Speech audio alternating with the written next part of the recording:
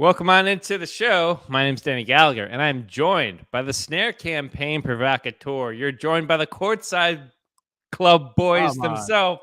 Come It's on. Benny Horowitz. What's up, dude? Benny, you know what's funny about that? What's People up? have been asking me, they're like, how'd you get those tickets? I'm like, hey, very strangely and mysteriously, the record industry seems to like me again. I wonder what happened.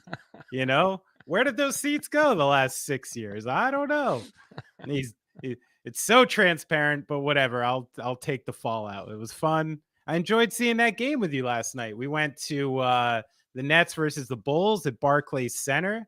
See some version of the new look Nets, which we'll definitely get into. But crowd was electric. No, The crowd loves these Nets. They love having Spencer back. They love Dorian Finney-Smith.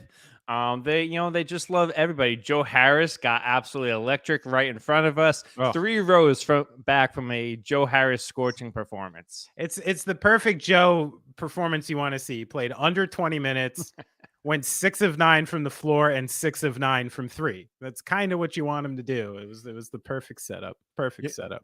How you doing, Denny? Good day? Feeling good? Feeling good, feeling great. You know what's funny? We had better seats than Mikal Bridges and Cam Johnson. They were right over our left shoulder last night. Is that right? So disrespectful to them. Oh, come on, boys. Come on. Yeah, I couldn't help but wonder. I'm looking around. I'm like there's got to be people's like moms, girlfriends, sisters, brothers, all this kind of shit down here. Like, yeah. I bet, or it's just a bunch of hedge fund owners we got to sit with for a night. I'm not sure. Well, very well dressed hedge fund owners. Yeah, I might add. I couldn't help but notice the difference in clothing from the 200s to floor level. Little, But I get it. I even felt a little self-conscious myself because I'm like, wait, up in the 200s, I know I could wear, fucking sweats. I could have crumbs on me. I could look like shit. It's no cameras are ever going to be around. Yeah. And now I'm like, whoa. So these beautiful people, cameras. I'm like, shit. Like this is why people get all decked out to go to basketball games. Was very self-conscious about the popcorn. I'm like, I don't want to be like caught on camera, just like plowing down some popcorn, like on like national TV. Yeah, exactly. No Kanish's dipped in ketchup last night. No chance. Oh man, Benny, but you know what segment is a Kanish dipped in ketchup every single time? I'm not sure. It's This Day Music History. I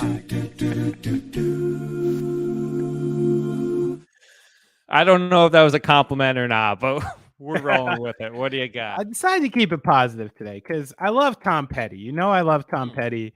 One of the reasons beyond his music that I love Tom Petty is how he's always just so cool, or was so cool, and always said the right thing. And in 2017, he was honored as Person of the Year at the Music Cares Gala. And he was quoted as saying, 20 years ago, I'd have been way too cynical to do this, but I'm 66 now, and I feel you. Tom Petty. How cool. So, they raised a lot of money, and listen to this set list of people who showed up. Randy Newman doing Refugee. I love Elle King doing American Girl. Taj Mahal. Norah Jones doing You Don't Know How It Feels. Foo Fighters. Cage the Elephant, Mary Jane's Last Dance. Jackson Brown did The Waiting. We got Lucinda Williams, Jacob Dylan, Don Henley, Stevie Nicks. Everybody showed up. And the one big thing that I take from this was the quote that Tom Petty wrote. He paid tribute to the Heartbreakers. Tom Petty doesn't have to do that. But I think he recognized, and he said, I may be in one of the best 2 or 3 rock and roll bands there is. And then went and gave a brief history of rock and roll. So shout out to Tom Petty for using one of his final big moments to give love to his band. Yeah. Who fucking smokes? Like the Heartbreakers maybe don't get enough love. And you try making classic songs like that without those guitar parts, without those drum parts. That's what shapes these things up and makes them classics, without that crew, maybe he's just another guy with great songs. So I was so stoked that Petty recognized this, and I'm trying to give some love to Tom Petty today instead of doing something nasty.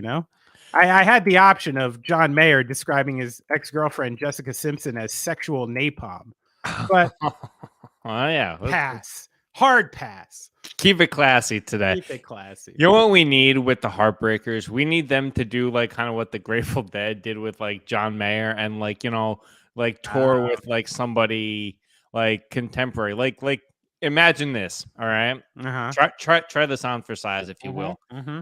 Harry Styles and the Heartbreakers. But covering Tom Petty songs? I don't know. It could be good. You have Listen, to let me sit on this. Harry I don't Styles and the know. Heartbreakers. Or no. I like Harry Styles. It's not about him. Scratch this. You know who'd be perfect? Who? Miley Cyrus and the Heartbreakers. Get it Okay. done. Get it done. Okay. I would like one show, just like this one. Bring out the Heartbreakers, bring out different singers. Yeah. But I don't know if I want to see a tour like that. Sounds What do you got for this day? I have on this day in 1942, the Chattanooga Choo Choo by Glenn Miller and his orchestra became the first recording to be awarded a gold record. It was actually just a master copy of the disc sprayed in a gold lacquer by RCA as a publicity stunt. The actual award, recognized today as a gold record, wouldn't be initiated for another 16 years when the Recording Industry Association of America borrowed the idea and trademarked the gold record. The first gold single was awarded to Perry Como in 1958 for Catch a Falling Star, and the first gold album was given to Gordon McRae for the soundtrack of Oklahoma. So how about that? So RCA invented the gold record. Yeah. Wow, that makes a lot of sense. At a publicity stunt. And I think it still kind of stands that way. It's one of the strange things about gold records. No one just gives them to you. Like when you hit that thing of album sales, someone at the label, someone at something, or yourself has to buy them. And normally, in the way it works is I guess a record label would be happy the band's doing it. They're the ones who fund it and distribute it to the band, but not necessarily. So it's kind of a weird underbelly of the music industry, like the way they give out silver and gold records. It's a little strange. And the tiers always change, and they should change because of album sales and digital and countries and this and that. Sort of a weird arbitrary thing. Yeah. It's nice to have one. Yeah. When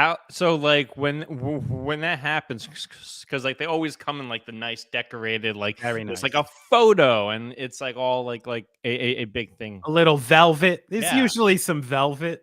Yeah. So, yeah, man. But anyway, we have a lot to get to today. A lot on the basketball front. Bring it. So let's just get to our first music story of the day, shall we? Sure.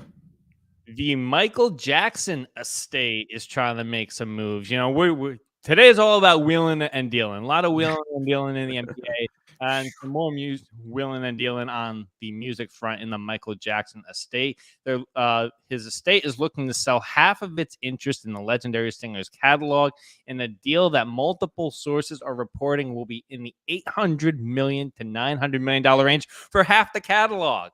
Absolutely bananas. Half.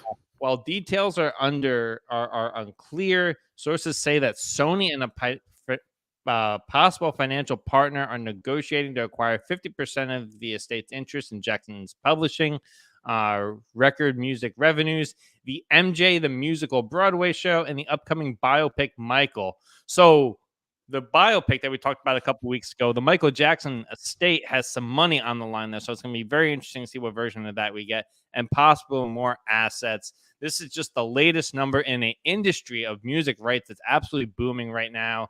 But when I first brought up the story, I was like, 800 to 900 million for the whole catalog. That's just for half the Michael Jackson catalog. Crazy.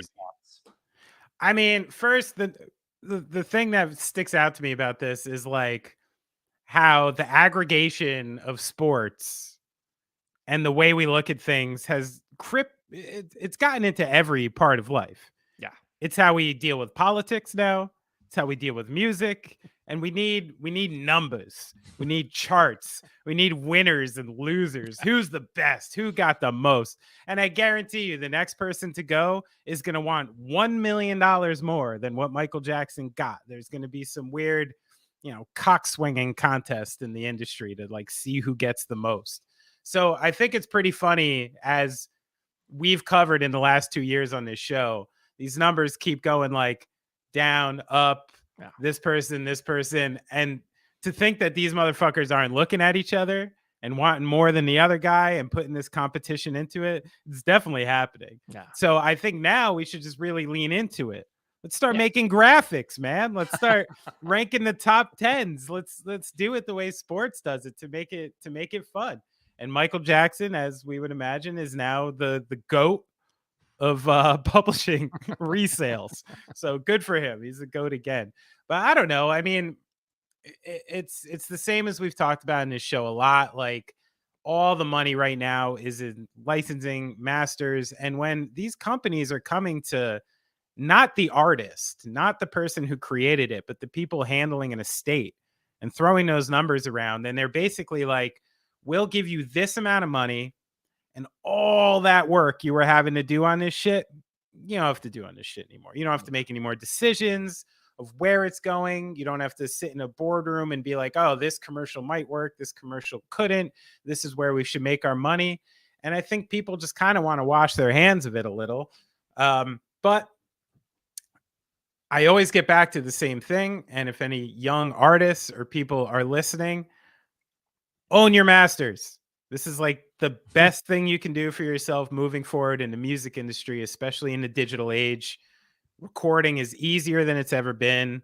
Like you can find ways to at least record your own music and not necessarily release it yourself, but record it yourself and find that way. And the long-term effects of that could be seriously huge. And I really think the more and more people do that, the less and less will give power to the people who don't deserve it.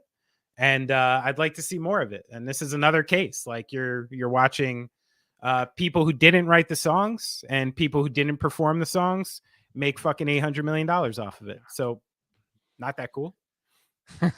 A 1.6 to almost $2 billion catalog. That's crazy. Like, I mean, really, like I know a family's estate is like, supposed to, but doesn't Quincy Jones deserve a cut of this? Like, people who actually like throw the fucking bass player who played on Thriller a couple million, will you? Because that's what everyone's dancing to, not your fucking, not your portfolio. Yeah. I'm curious, and it's funny that you brought up like the owning your masters thing and all that stuff. When people are making a record, and obviously because there's a budget for everything, how much of the budget that's set aside to put a record goes to like studio time, and how much is like the print and like advertising and getting there? Because in music, in movies rather, like P&A is like half of like say your movie costs $1 million to make, you need to at least put like another $1 million into like print and like advertising. How does that work for music? Well, it's interesting because I mean, it's like the way labels present it when stuff like this is happening is like, oh, here's free money. You know what I mean? Like, how much you need to record your record? 200,000? Cool. We'll all rent you cars. We'll rent you apartments. You know what? Don't even write at home. Go write in the studio where it costs $5,000 a day. And they tell you this, and guess who's getting 15% of the cut regardless of what comes back? They are your management. Like things like that. Of course they want you to take the big chunk because they just get a big chunk of the big chunk, and you're the one paying it off for the rest of your life. So this is where like people just got to be really clear about what they're doing. Like, if you're so certain you're going to sell that many records, sure, take the cushy approach, do the thing you got to do. But I mean, really, people got to be mindful of this. It's like, they present it like it's free money. It's not fucking free money, and it's buried a lot of people. Yeah, no, that's interesting to see. I've as I've talked about, been taking these movie producing classes, and they're always like, music publishing, it's free money for your budget. I'm like, there's no such thing as free money. Right. Like, but also we see, like, I told you to go watch Pump Up the Volume the other day, right? Why couldn't we find it? Because they couldn't fucking secure the rights to the music. Like, there's all sorts of problems with this stuff. Yeah. So own the soundtrack, and then you just keep as much equity in things as you can. And like, that's it. Ideas are valuable. Well, You want to talk about value and market, Benny? I do. The I NBA do. trade deadline came and went Oh, on it did? Thursday. Oh yeah, it just Oh. happened. Oh. That's why a lot of new faces in new places. But Right. okay, so a lot went down, but let's start in Brooklyn and let's kind of lay out the timeline here first. So, the Kevin Durant has been out injured. Kyrie has kind of been holding it down for the Brooklyn Nets. Last time we spoke on the tune-up, that's what was happening. Yes. So, but on February 5th, Kyrie Irving was traded to the Dallas Mavericks. Kyrie Irving and Markieff Morris went to Dallas. The Nets got back Spencer Dinwiddie, Dorian Finney-Smith, a 2029 unprotected first-round pick, a 2027 second-round pick, and a 2029 second-round pick.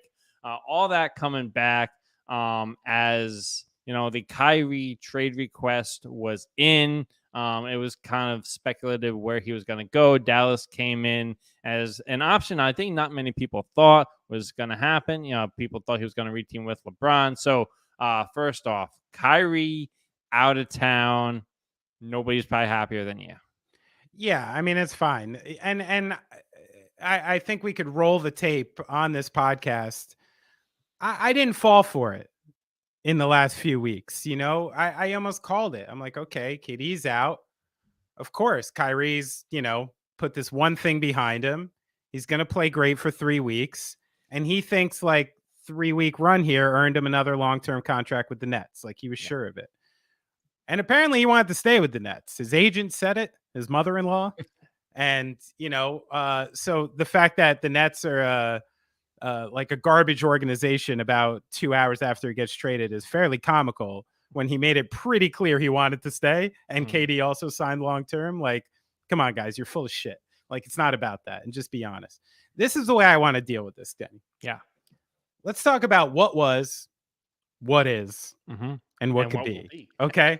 We're going to start with what was. Like, the one thing I got to push back on is like, I'm hearing a lot from Nets fans about this jumpstart Kenny Atkinson Nets team we had. D'Lo, the Dinwiddie Reclamation Project, the Joe Harris Reclamation Project, Karis LeVert, Jared Allen.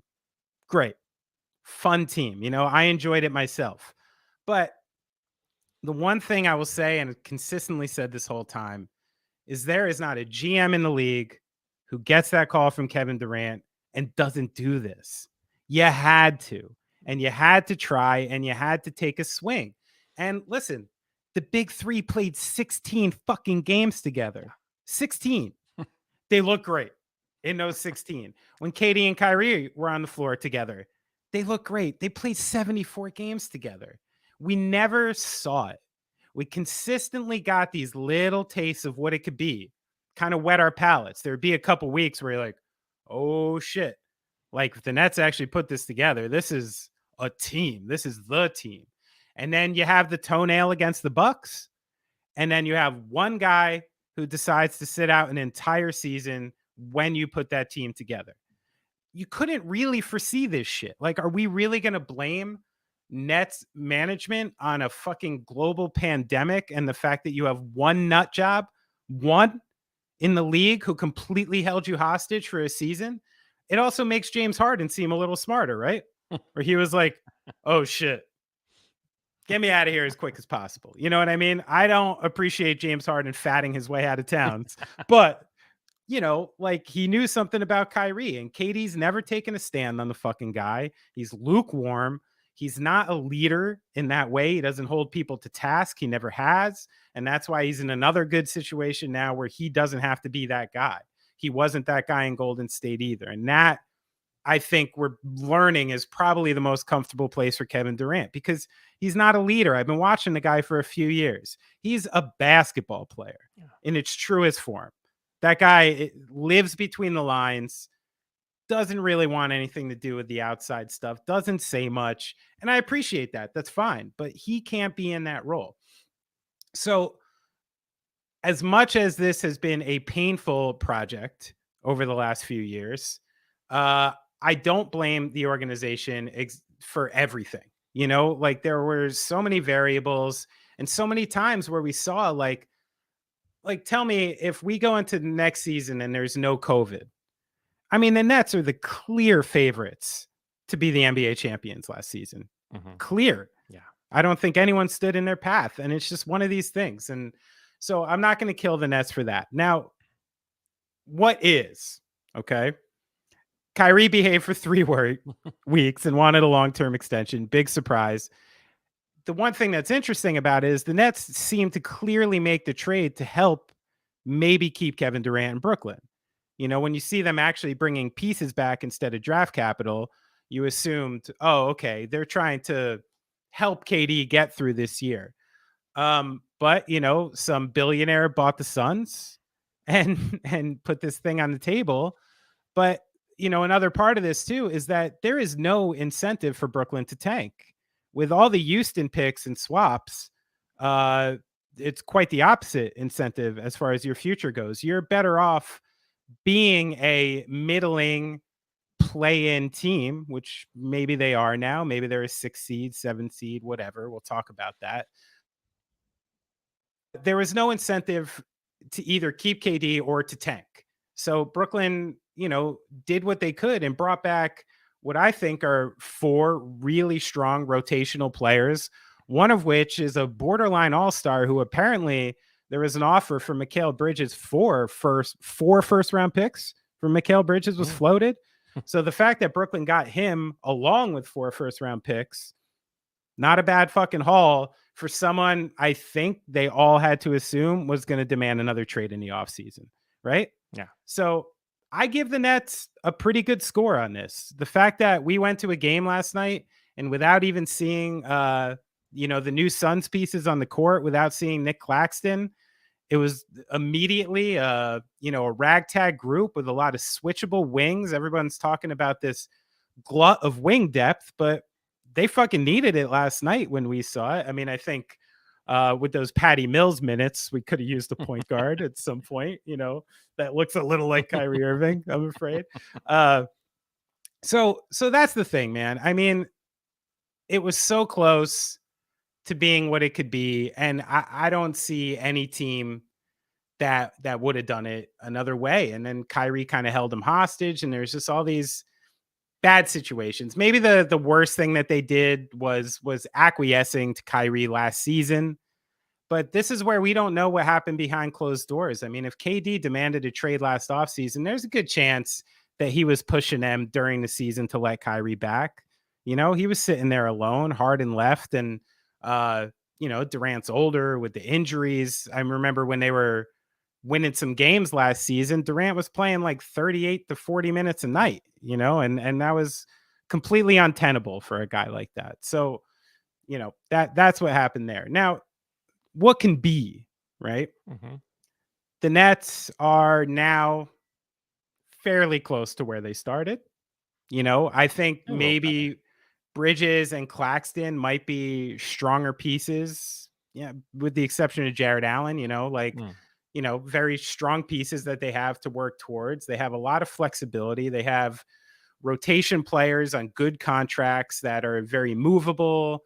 They have draft capital. So they're back in the game. And the one thing I'm excited about is that Sean Marks and the crew have a really strong history of drafting. Claxton's a middle rounder. Cam Thomas is a late first rounder. You know, Dinwiddie and Harris and Watanabe and guys like this were all people who were sort of discarded, didn't know what to do with other teams, and they developed them into something more real. So, you know, I'm excited to see what the Nets can do, but I think you have to accept reality in the fact that, you know, there's Boston, there's Milwaukee, there's Philly, and we're not in that tier anymore. And I think the closest we can hope for is kind of middling around that, maybe, you know, Knicks, Heat, Cavs tier, but even those teams I think are a little stronger. So the Nets for this season, it is what it is. Like, let's see some growth. Let's see some good work. Maybe we'll get a playing game. Maybe we'll get a, you know, a playoff series against a very good team. Something like, you know, it might happen. But I think all Nets fans have to immediately lower their immediate expectations. Yeah. So that's it from the Nets side. So the deal that, you know, we talked about there is the Kevin Durant to the Suns, and the particulars of this this was an absolutely wild situation. 1:00 in the morning Eastern time. Right. The ESPN notification goes off at 3 in the morning. Most right. people are asleep when Kevin Durant got shipped off to the Phoenix Suns. This deal, Kevin Durant, TJ Warren going to Phoenix. And as we mentioned, the Nets got back Mikal Bridges, Cam Johnson, Jay Crowder, who the ended up coming back for draft picks Right. from the Bucks, and an unprotected 2023, 2025, 2027, 2029, and a 2028 pick swap. So yeah, but the Kyrie Irving of it all, and I want to get your temperature on this even more so than we already have here. I don't understand, and trying to understand a irrational person in any context isn't exactly like good content. But the idea of behaving for a little bit and wanting a organization to lock you in for Yeah. that long so that you can get the money. I don't want to be the guy that sits there and says that that's generational and but that comes down to some sort of development thing where it's like, oh, I'm good right now. Why is that not good enough? And it's like, Right. I think that when Kyrie was brought up, I think obviously we've talked about the trauma that he's had, but he does good things. So he has a moral compass. I don't think he's as spoiled as people want to portray him as sometimes, but some of the stuff he's pulled, I think, and I was thinking about this last night when we were at the game, is the separation between what is talked about online with the NBA and how it's covered and that entire circus and what actually exists between the lines and on those benches and stuff like that. Mm-hmm. If you concentrate on what's happening between the lines and in your own locker room, that's reality. It's when you start diving into the Twitter mentions and the Instagram stuff Right. and the entire circus that goes around it, which I think is the reason how this whole Kyrie thing went sideways. And we've spent a lot of time trying to figure out how the Kyrie stuff went wrong. It's that stuff that I think infiltrated the locker room. And a guy like Josiah sitting there as the owner of the team, it's like, what the heck is happening here? No, this guy's just so online that he can't even get out of his own way. So online, he can't be. I mean, listen, just out of sheer morbid curiosity, I did something I had never done before, which is look at Kyrie Irving's Instagram the other day. Yeah. And it took me about 4 seconds to just go, oh, this guy's just living with a fucking God complex. It is. You know what I mean? All anybody does it's on this Instagram. Insane concept of self-importance, intelligence. You know what I mean? I've built this community. They're like these weird little mini cult leaders, the way they view themselves. Yeah. And it's completely insane. And you're right. The second Kyrie Irving's in a locker room and on the floor, his teammates seem to love him. Yeah. He seems to be an easy guy to be around. And he's a fucking goddamn basketball savant. I watched the Clippers Mavs. I watched his first game, rooting for the Clippers. And within 5 minutes, I'm like, fuck, he's so good. Why? Yeah. He's been on this team for 4 minutes. He's running the show. He's dapping people up. He looks so comfortable in the offense. I'm like, fuck, he's so good. But this is the thing with Kyrie. Yeah. He's just going to whet your palate.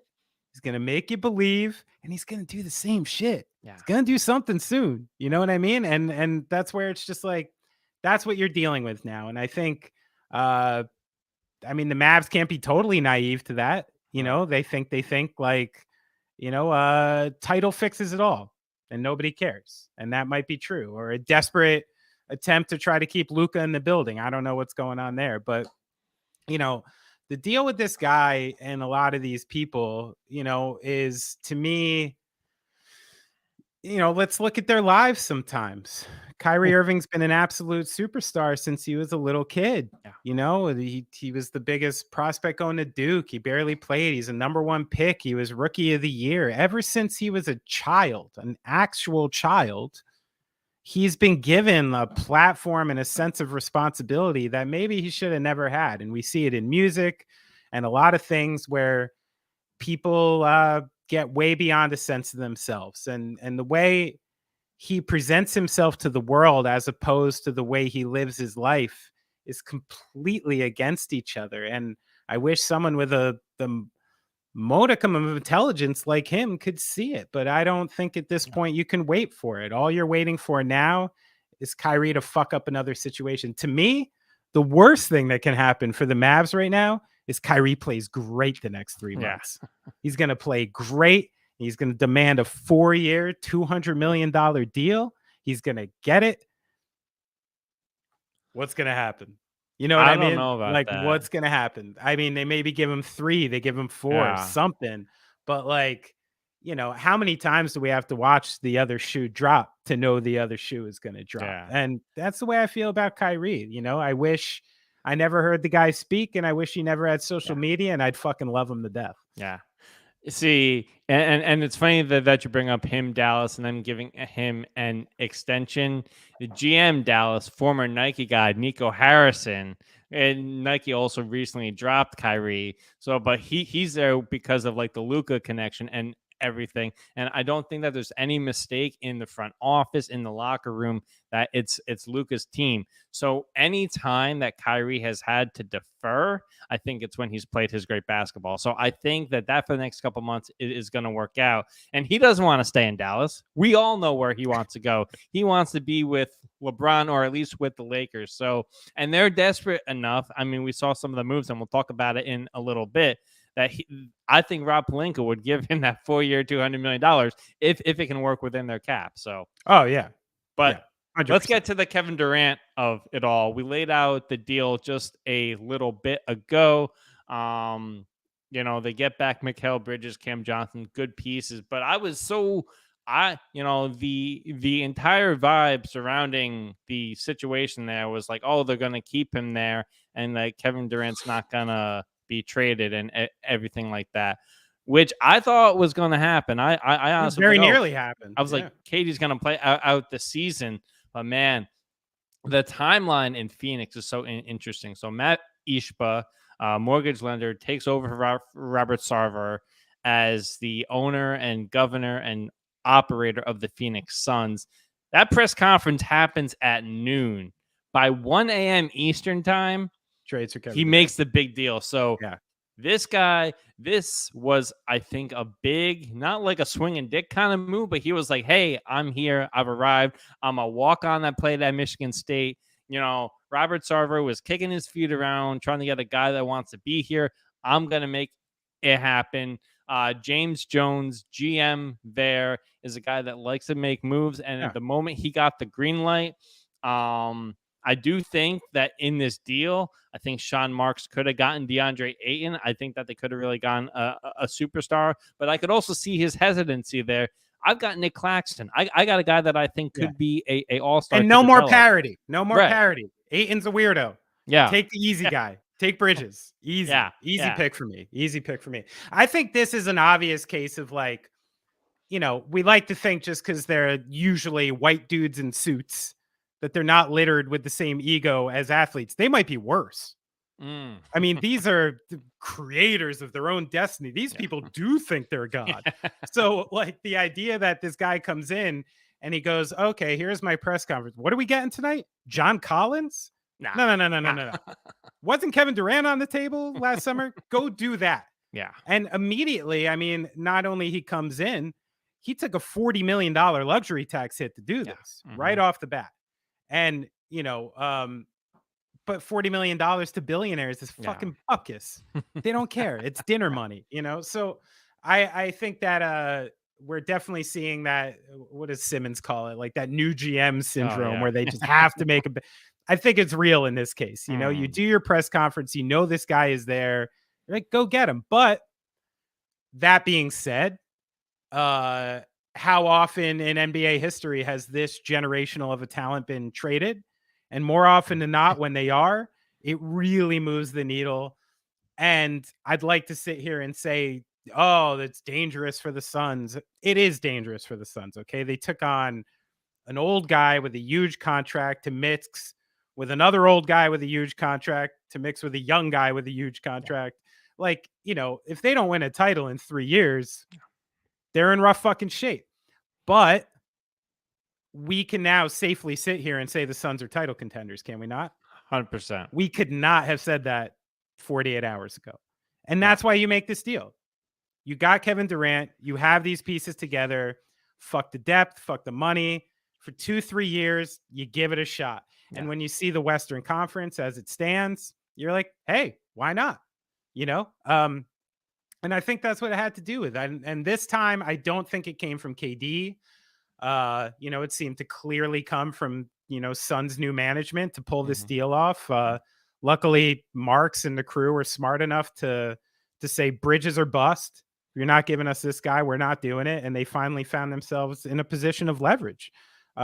So that's what happens. And, you know, I can't blame the Suns. And as a basketball fan, you know, this is a great team for KD to be on. I mean, this is a team that already kind of lives and dies by 2-point shots. They're one of the only like non-perimeter team who actually runs offense for this stuff. You can literally slip Kevin Durant into like any part of this offense and he's right there and it's perfect. And the idea of Kevin Durant and Booker, oh man, that's tasty. That's two of the finest scorers I've seen. Booker fashions himself as some sort of like mini Kobe. He's got a little bit of that game. So, I mean, right off the bat, it's a really fun, interesting team. And you have Chris Paul, hurt or not, who just doesn't mind being the dick, who doesn't mind being the guy who's getting it organized, getting it together. And KD doesn't have to do any of that. You know what I mean? So it really is a great fit. And I think it's a good swing they had to take. So, couple things there.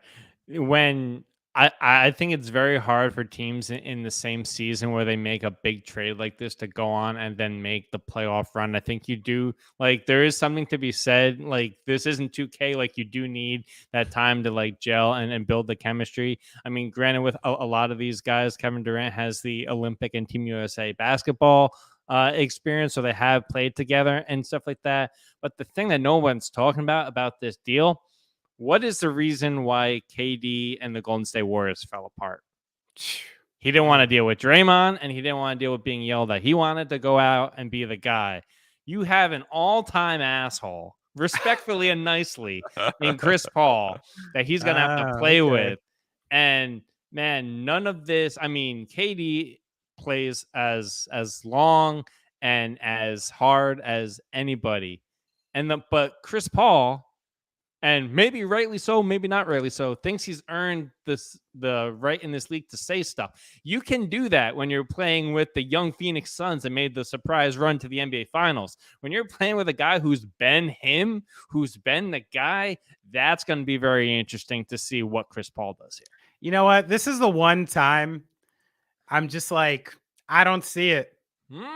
Paul's 37. Oh, you KD's what, 34? 30, yeah. You know, these guys, like, they know exactly what they have to do. And they only have to spend so much time together. And, like, to me, this is like, KD is one of those unique unicorns in the league that fuck chemistry. He doesn't even need it. Yeah. You throw Kevin Durant out there in any situation. He knows what to do. He knows exactly how to play. This offense is set for him. And, you know, Chris Paul, listen, like, he's driven by his own ego too. Yeah. Chris Paul needs Kevin Durant to win this ring. He knows it. Chris Paul's a very smart guy. You know what I mean? And he's a politician. Yeah. So I think at least for the remainder of this season, be fucking FFs. Trust me. You think, wait. This is an interesting conversation. And I think we're going to be the first one to bring this up. If KD goes there, they win this ring. They didn't get it done when it was Booker, Chris Paul. They get it done with Kevin Durant in the mix. Is this a Kevin Durant ring or is this a Chris Paul ring? Because there's a very big distinction there. It's a good question. It's a good question. I mean, I think it's a KD ring. We got to let it play out too. Yeah. I mean, like, because this is where the KD narrative gets real funny. Yeah. Too. You know, he has 2 finals MVPs. Yeah, right. And apparently those aren't his rings. So this is all kind of like a perspective thing too. Yeah. You know what I mean? Like why is it LeBron's ring and not Dwayne Wade's ring? Like there's always something there. And Kevin Durant might be one of those people who just like needs to accept the fact that his narrative is going to play out in a different way when he's not a player anymore. Yeah. But too much has happened and it's too murky. And, what I would like to see personally, I'd like to see Devin Booker win finals MVP and put this whole thing to rest. That would be nice because he's that good too. I think that's one thing that's kind of being lost in this conversation is how good Devin Booker actually is. That guy's a maniac. Yeah. And he's one of the best scorers in the NBA. And he's young and he's got that drive and determination. He's very handsome. I think the Suns are in a good spot, man. Yeah. Oh man, that's a fascinating thing to look at. We will keep looking at that, man. Because Chris Paul had all this time to win the ring, and then he needed KD to get it done. That's a KD ring. Is this guy the Steve Cohen of basketball now, or is that Bomber? Is that Bomber already? Well, we'll see. We'll see. Right. But I'm pretty sure. Let's run through a quick. Let's get off this. Let's run through a quick best and worst here. 100%. All right, I'm gonna run through these deals for you. You give me a thumbs up, thumbs down, or any. I got a list, best and worst. I got mine ready to go. Okay, I've got the list in front of me. I'm gonna start with Gary Payton going back to the Warriors. Now, the thing about this, they get Payton. It'll help this season for sure, but they could have re-signed him in the offseason. Yeah. They could have kept their draft capital. I'm sorry, they could have kept Wiseman for draft capital. And that's where I don't know. I kind of see this as sort of a weird lateral move for the Warriors. I think it does help them in the immediate term, but I think they made a couple shit decisions that got to this point. Yeah. Warriors are my worst list. Awesome. I got one that you love, and we're gonna a team that you thought really won the day. The LA Clippers. Reggie Jackson went to the Hornets. They got back your guy Mason Plumlee. Your thoughts there? Plums. No, I think Clippers, similar to the Lakers, were in that spot where like they couldn't make any kind of big swing. Yeah. They lost all their shit in the Paul George trade. They don't have too many young assets. And the only guy really people were salivating over at all was Terrence Mann. They were probably nuts to give that guy up at this point because really interesting player. Yeah. So I think between keeping Terrence Mann and being able to piece together weird places for Plumlee, Eric Gordon, and Bones Highland. Yeah. Who like I know the story is still being written on Bones Highland. Apparently Denver couldn't wait to get him out of town for a number of reasons, but he has that heat check kind of Jordan Clarkson type stuff that could be there. And Ty Lue might be the dude to be able to get him to settle down into a role that they actually need. And tell me the Clippers don't need a guy who can just fucking heat check off the bench for 15 minutes. They need it bad. Yeah. So for a team that was kind of middling around the middle, and just really honestly needs bodies, needs shooting, needs all that stuff. They added 3 interesting players who should help them in this run. How about them sending Luke Kennard to the Grizzlies? I think Luke Kennard on the Grizzlies is an interesting ad. It is. I mean, I was shocked though they gave up Danny Green already. It's like all we've been talking about all year is the fact that Memphis needs an adult in the room, and they finally got their adult back. Yeah, and they just tossed it back away. So I don't know about that, but no, they need another shooter, and that definitely makes them more dangerous. We got a little Lakers action here. Patrick Beverley gets the big Barstool podcast. Barstool thinks they have this Los Angeles Lakers podcast. He's going to the Magic. Mo Bamba going to the Lakers. Lakers, interesting day. Yeah, same for I give the Lakers, they're on my best list as well. Yeah. And that's because of the fact that they had so little to offer. Yeah. Like really, like you're looking at the fact that they had, no swings to make because they didn't have the assets to swing with. And the fact that we were making fun of their 3 to 10 rotation all year. Yeah. And then they added 4 rotation players. Mm-hmm. Like all people who can help right away. D'Lo, interesting fit. We'll see how it goes. Not so sure. I'm a little worried about D'Lo in LeBron's hands. It's kind of a terrifying thing to me, and I'm not sure how that's going to work out. But, you get Rui, you get Beasley, and you get these and Vanderbilt, like all players you can stick on a team. They know what they're doing. They know their roles, and all of a sudden probably look a little better and more spry on the Lakers too. So I think again, considering their situation, they only gave up one of their first round picks, not both, which people were expecting. It's good. And some of these are actually movable assets in the offseason too. So it gives the Lakers a little more flexibility moving forward as well. And they got Russell Westbrook out of town. He's going to be bought out by the Utah Jazz. It's going to be interesting to see where he goes. And as you could see in LeBron's scoring record game, that relationship had gone to its maximum. Yeah. After LeBron made those Kyrie comments, Russ was like, fuck you, I'm proper done. Yeah. And, this is the one time it's funny how a guy can try really hard and I'll wind up being an apologist for him. Westbrook, it's never been about effort. Yeah. That guy fucking busted his ass this year. He did. He did. I'll give him that, so.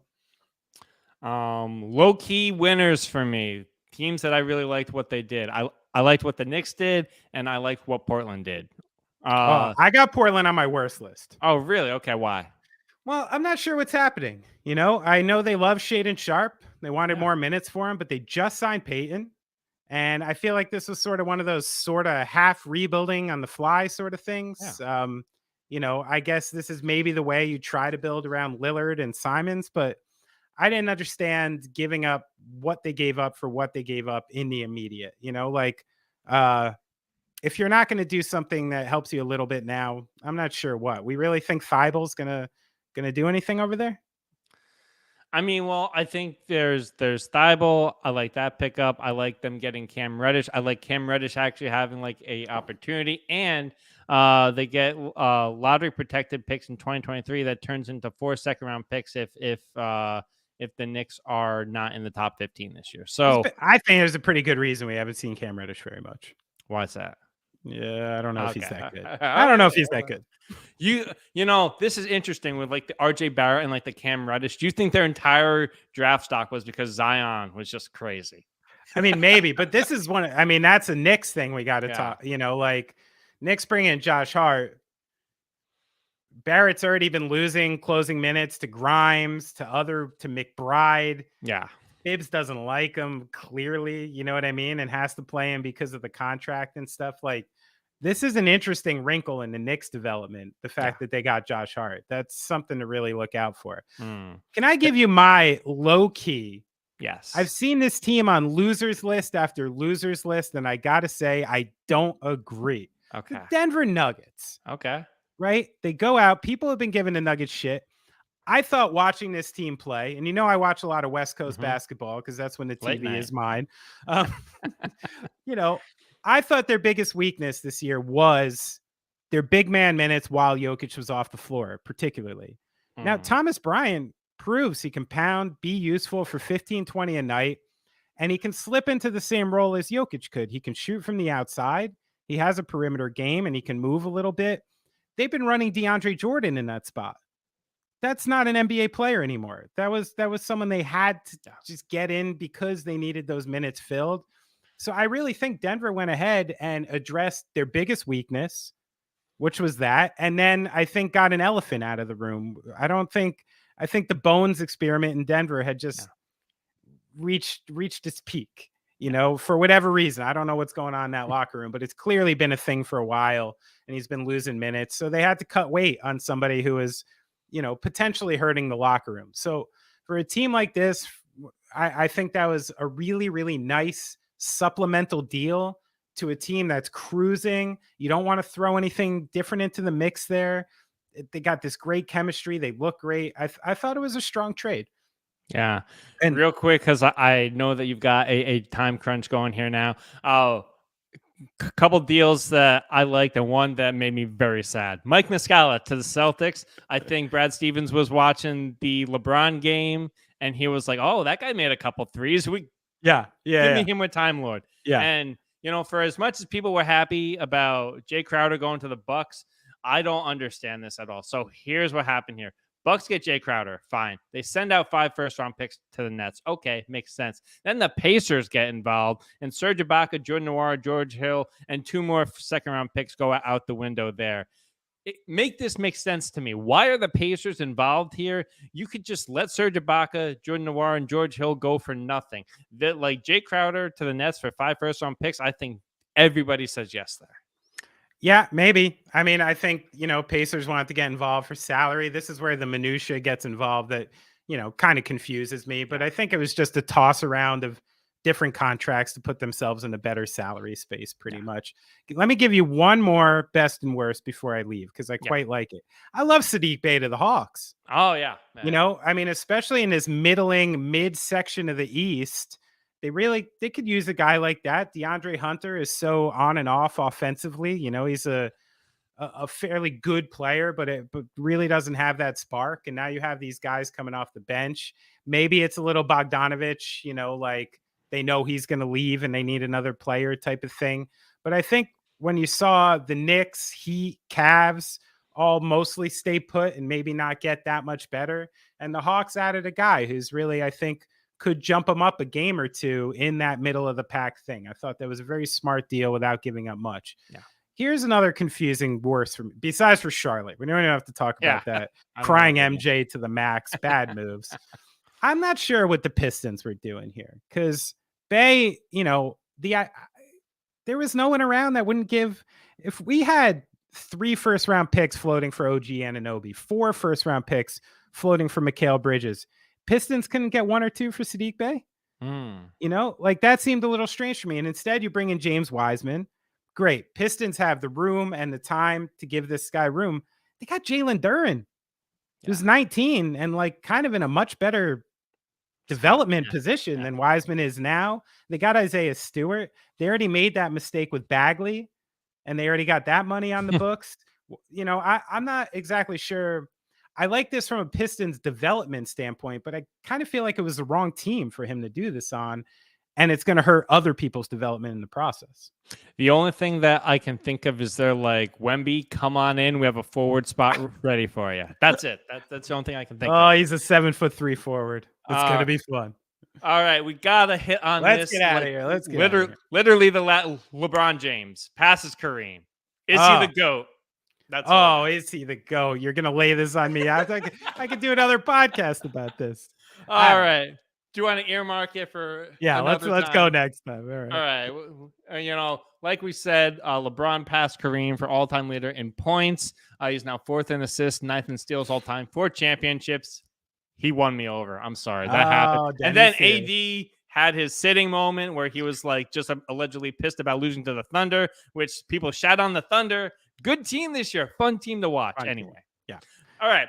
Plenty of ways for you to get in contact with the show. You can email us at thetuneuppodcast@gmail.com. 2 P's in there. We got the TuneUp HQ on Twitter, Instagram, and TikTok. Be sure to subscribe to the YouTube channel. A lot of good stuff coming up there. We're throwing everything up there. Get your takes in the comments section. And, hey, don't miss us going live. You'll be notified as soon as we go live, so be sure to subscribe on there. If you want to follow the big man on Instagram, he is at Benny Horowitz. I'm at Deny Gallagher. Ben, you got anything else? Everybody, love everybody. The show's ended. Go in peace. You've been sitting courtside with the tune-up. Nice.